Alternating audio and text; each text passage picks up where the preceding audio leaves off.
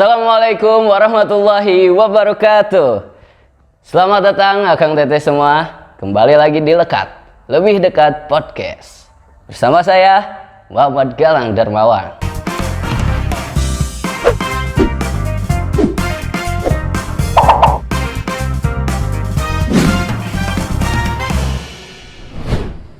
Oke, kali ini kita kedatangan tamu dari siswi SMA Negeri 1 Cibadak yang bisa dibilang aktif di luar sekolah ya, karena mereka melakukan satu kegiatan yang tidak semua orang bisa, yaitu Teh Wanda dan Teh Vika.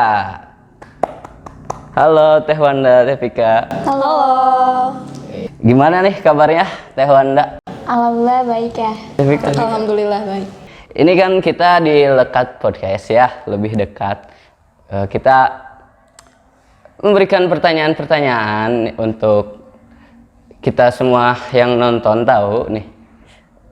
Sebelum ke kegiatan ya, saya tanya dulu ya soal biodata kalian. Mungkin boleh dikenalkan dari kelas mana, umurnya berapa, rumahnya di mana, hobinya apa, atau mau sama nomor HP-nya boleh, IG, Facebook semua boleh. Silahkan dari Teh Wanda dulu. Halo, kenalin nama aku Wanda Nur Hidayah. Aku dari kelas 11 MIPA 6. Hobi aku adalah mencoba hal yang baru. Kan lanjutnya Vika ya. Halo semuanya, Kang Tetes Mandak. Kenalin, nama aku Vika Korina Putri. Aku dari kelas 11 IPS 1. Hobi aku membaca. Oke, ya mungkin cukup untuk biodatanya. Gini, Teteh berdua ini diundang ke Lekat Podcast ini karena suatu kegiatan ya, yang mungkin Akang Teteh semua sudah tahu. Boleh diceritakan dulu kegiatannya apa atau bagaimana gitu ceritanya dari Teh Vika? Oke, jadi kemarin aku, Vika, sama Wanda kita ikut kegiatan pengabdian masyarakat dan pemberdayaan masyarakat. Kita mengabdi hampir sama kegiatannya, cuman beda NGO dan beda tempat aja. Kalau misalnya Vika sendiri, pertama itu di Sumatera Utara dari Reswara Indonesia, lalu yang kedua Mentawai Mengajar di Padang, dan terakhir di Aceh Barat Daya. Kalau Wanda? Kalau aku kemarin aku di Aceh, NGO-nya Indonesian Youth Action. Jadi kegiatan kita ini kegiatan mengabdi di wilayah 3T yang ada di Indonesia. Di sana juga kita ada beberapa divisi, ada divisi kesehatan, divisi ekonomi, divisi pendidikan sama divisi sosial lingkungan. Mungkin kalau di Indonesian Youth Action sendiri ada divisi parekraf ya. Jadi kita nanti membantu perekonomian di desa-desa 3T tersebut gitu. Oh, berarti Teh Vika tadi di 3 wilayah berbeda-beda. Itu memakan waktu berapa bulan atau berapa tahun? Atau berapa tahun. Cuman kan pertama itu yang Reswara Indonesia Sumatera Utara itu di bulan September. Oh, September kemarin 2021. Ya. Kalau Mentawai Mengajar itu di bulan November pertengahan. Lalu dilanjut langsung ke kegiatan yang di Aceh itu di November akhir sampai Desember awal. Oh, gitu. Kalau Teh Wanda kapan? Oke, kalau aku dari akhir Agustus sampai awal September. September. Berarti ternyata Teh Vika lebih banyak ya. Iya, tapi sama-sama ke Aceh ya tadi ya. Kalau dari Teh Vika sendiri nih, kan tadi 3. Terus dari November, September, sama terakhir apa? Desember. Nah, sedangkan kan kita waktu itu ada PTMT ya, sekolah juga. Nah, cara Teh Vika membagi waktunya gimana? Oke.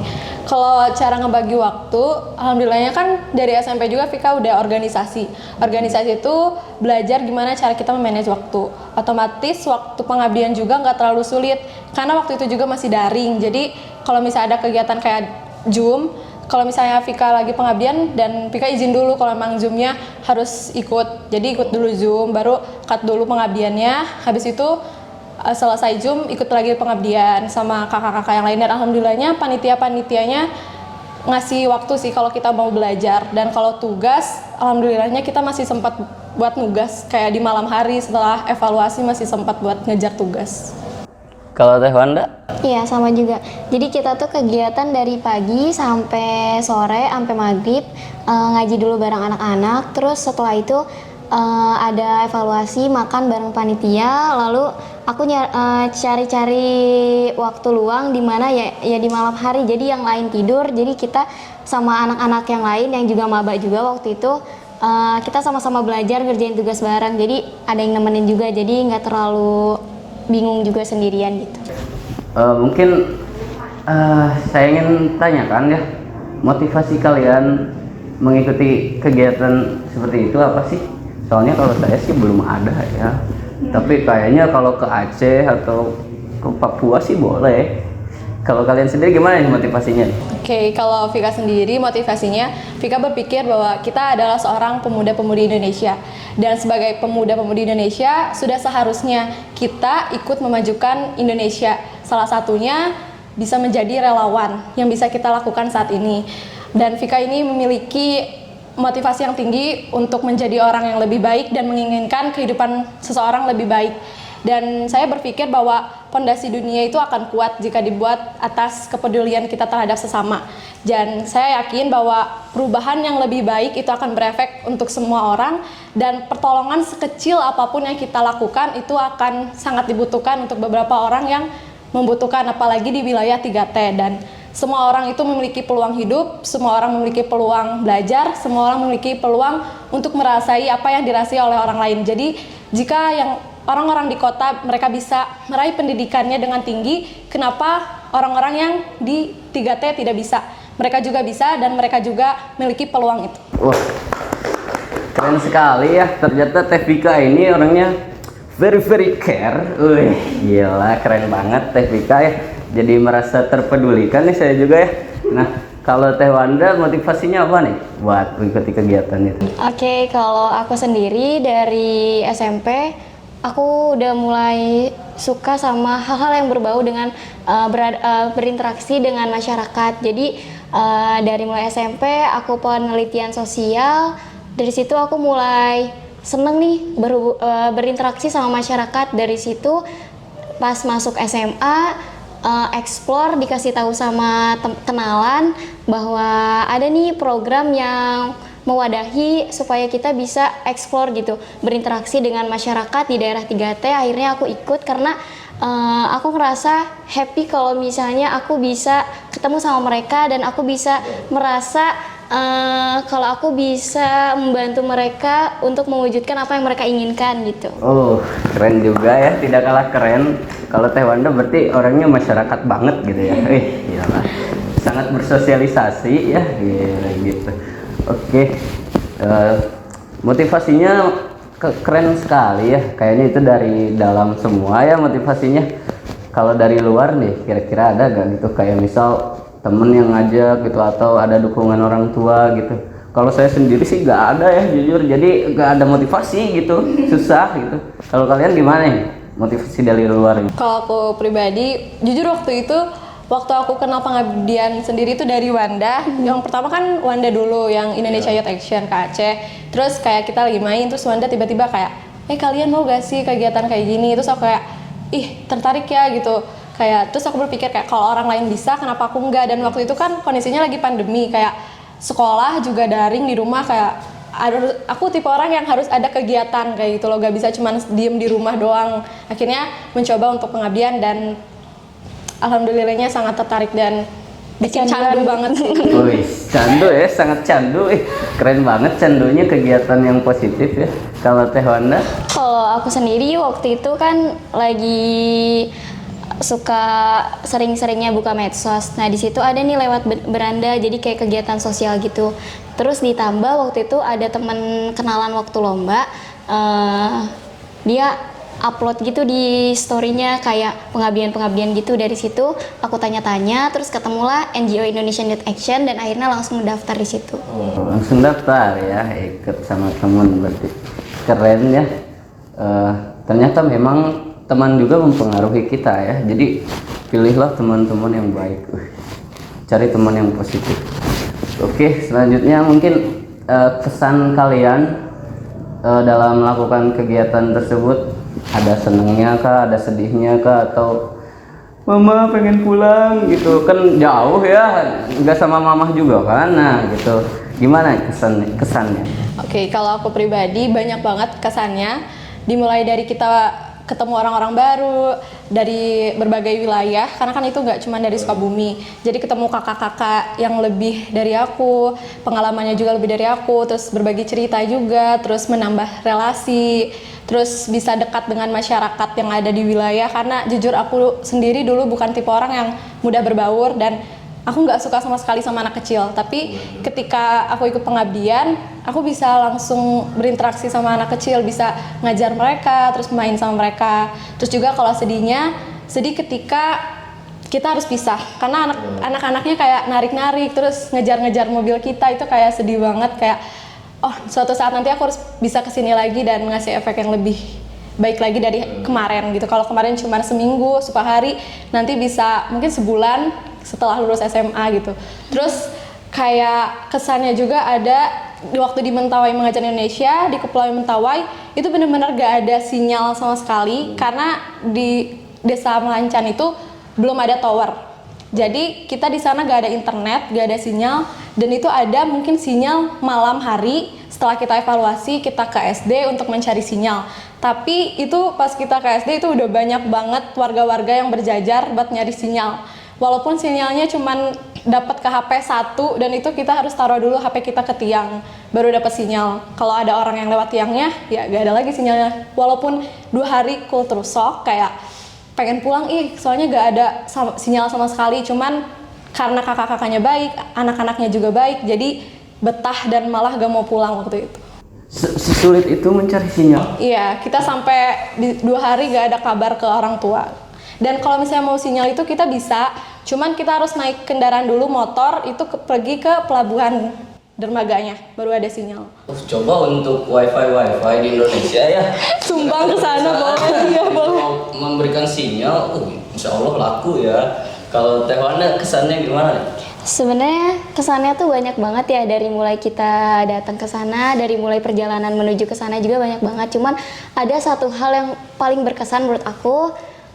Jadi pas waktu itu tuh kita pertama kali program divisi pendidikan, kita senam bareng di lapangan. Terus setelah itu kita perkenalan sama anak-anak, lalu anak-anak tuh langsung narik-narik kita gitu. Nah terus waktu itu tuh anak-anak tuh pada narik-narikin aku gitu kan, dari kanan sampai kiri, terus pada rebutan gitu, pengen deket aku, pengen dipegang sama aku. Oh, kayak badut jadinya gitu. Enggak gitu. Nah abis itu ada satu anak sama satu anak lagi tuh dia tuh rebutan gitu kan. Pas rebutan itu mungkin dia awalnya mau gigit temennya, tapi malah gigit aku. Perut aku tuh digigit seriusan. Jadi pas itu tuh aku kaget, terus aku langsung kayak hah apa nih gitu kan. Terus pas gitu. Iya gitu, maksudnya kayak kaget aja gitu. Ternyata sekaget itu gitu, mereka sepengen sedekat itu, sama kayak ternyata mereka tuh agak agresif ya. Ternyata kalau di daerah barat itu ternyata anak-anaknya lebih agresif dibanding di timur. Ternyata pas aku tanya ke kakak-kakak pengabdian di sana yang udah ngabdi di timur juga, ternyata emang bener lebih agresif kalau di barat tuh. Gitu sih, kaget sih. Lebih agresif ya. Berarti nanti harus ada pawang. Enggak juga. Tapi sebenarnya mereka tuh baik-baik loh, kayak mereka nurut, cuman tetap pasti ada aja lah. Namanya juga anak-anak. Namanya anak-anak ya. Oke.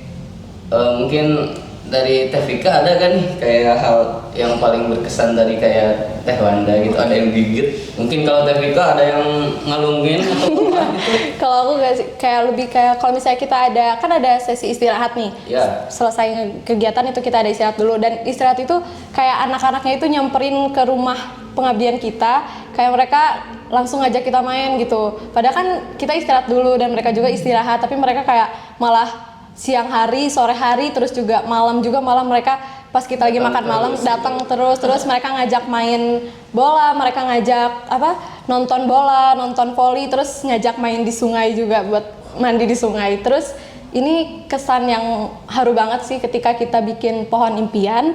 itu ada salah satu anak yang nulis impian dia tuh bukan kayak pengen tentara atau apa, tapi impian dia tuh pengen makan apel. Makan apel. Dan ada juga yang pengen ngerasain naik pesawat. Itu kayak kita volunteer langsung sedih, langsung kayak ya Allah segitunya gitu. Kenapa kita gak bawa apel juga ke sini biar mereka ngerasain gimana rasanya Ya apel. kenapa gak bawa pesawat di sini? Oh ya, terus kita kan ada drone gitu kan. Oh, iya. Terus kayak mereka mungkin baru lihat dan kayak seneng banget. Jadi ketika mereka susah diatur dan kita bujuk pakai drone itu langsung diem, langsung kayak ngikutin, dan itu seru banget sih. Oh, jadi cara membujuknya lewat Drone, iya. Oke, keren sekali ya cerita-ceritanya, dari mulai drone sampai apa keinginan di pohon, pengen apel, pengen pesawat, waduh keren banget. Oke, mungkin cukup ya untuk pembahasan itunya. Saya penasaran nih, kalian ada prestasi lain nggak sih gitu selain tadi pengabdian ke Aceh, ke Sumatera Utara, ke wah banyak sekali. Ada gak sih prestasi kalian yang lain gitu supaya ya yang nonton ini gak menganggap kalian tuh cuman bisa apa pengabdian aja gitu. Ada gak sih, boleh diceritain? Kalau aku pribadi prestasi lain mungkin aku ikut kayak olimpiade dari luar kayak gitu, alhamdulillahnya menang olimpiade sosiologi, terus juga aku ikut program beasiswa sama lomba pidato yang diselenggarain dari kayak sekolah atau universitas tertentu. Kalau dari sekolah sendiri aku belum ikut. Oh belum, tapi di luar gitu Iya. sendiri mandiri ya. Kalau Teh Wanda? Alhamdulillah ya, kemarin aku ikut lomba dari National Applied Science Project. Itu adalah lomba penelitian KTI. Alhamdulillah aku juara gitu. Oh yang dapat medali emas itu ya? Iya. Keren banget. Itu sampai diupload sama guru-guru, wih, ikut bangga gitu ya. Kalau itu sendiri gimana sih Teh Wanda, ceritanya bikin apa gitu sampai bisa dapat medali emas itu, gimana gitu bisa sampai dapat itu? Oke, jadi untuk produk yang aku bawain itu adalah gudeg. Pasti kalian penasaran kan apa itu gudeg? Orang-orang pasti mikirnya kayak, oh makanan nih, yang manis kan, yang dari Jogja gitu kan. Nah gudeg itu sebenarnya bukan makanan, tapi dia adalah cup plastik biodegradable. Gelas cup biodegradable, disingkat jadi gudeg gitu. Gelas cup Biodegradable. biodegradable. Iya. Biodegradable. Oke. Kalau bahasa simpelnya itu apa, gelas apa? Jadi gelas yang ramah lingkungan gitu. Oh. Karena kan sekarang tuh banyak banget ya cup-cup yang gak ramah lingkungan. Nah makanya ada inovasi baru yang dibuat, yaitu gelas cup biodegradable atau gelas cup yang ramah lingkungan yang nantinya bisa terurai pas nanti di tanah gitu. Oh jadi bukan cup plastik biasa gitu Iya. ya, tapi yang memang ramah lingkungan supaya bisa terurai gitu. Iya, betul. Oh, keren juga ya ini. Namanya gudeg. Oh, kalau gini gideg ya. Nah, gudeg bukan makanan, ternyata cup gitu. Oke. Mungkin ada cita-cita kalian gitu, atau kalian kedepannya mau ngapain lagi gitu? Apakah mau pengabdian lagi gitu sampai ke luar negeri misalnya? Waduh, Amin. Atau kayak Teh Wanda tadi mencari medali lagi gitu, medali emas lagi atau apa gitu? Kalau aku pribadi, cita-cita aku kan jadi diplomat. Cuman aku mempunyai mimpi, aku pengen membangun suatu lembaga pendidikan non formal yang difokuskan kepada minat dan bakat dari anak-anaknya itu sendiri. Dan materi-materi pelajaran itu hanya sebagai materi pendukung minat dan bakat mereka. Yang tentunya strategi, metode, dan cara mengajar pun aku susun berdasarkan karakteristik dari anak-anak yang ada di daerah tersebut. Karena setiap anak yang ada di daerah itu kan memiliki karakter yang berbeda-beda. Dan juga kayak kenapa aku mau ikut pengabdian juga, nah salah satunya untuk batu loncatan aku meraih mimpi itu. Karena dengan ikut pengabdian di beberapa wilayah, aku bisa ngeliat gimana karakteristik putra-putri bangsa di seluruh wilayah yang ada di Indonesia.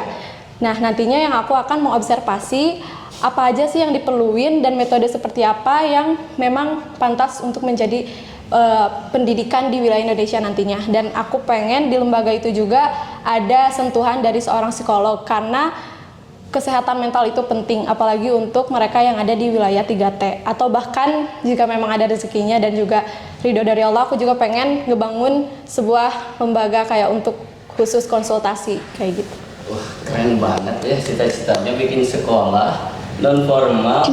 Berarti gak ada pelajaran fisika, kimia, biologi gitu? Ada, cuman nggak terfokus ke situ karena aku lebih fokus ke minat dan bakat mereka tuh apa sih, sehingga materi-materi pelajaran hanya materi pendukung doang.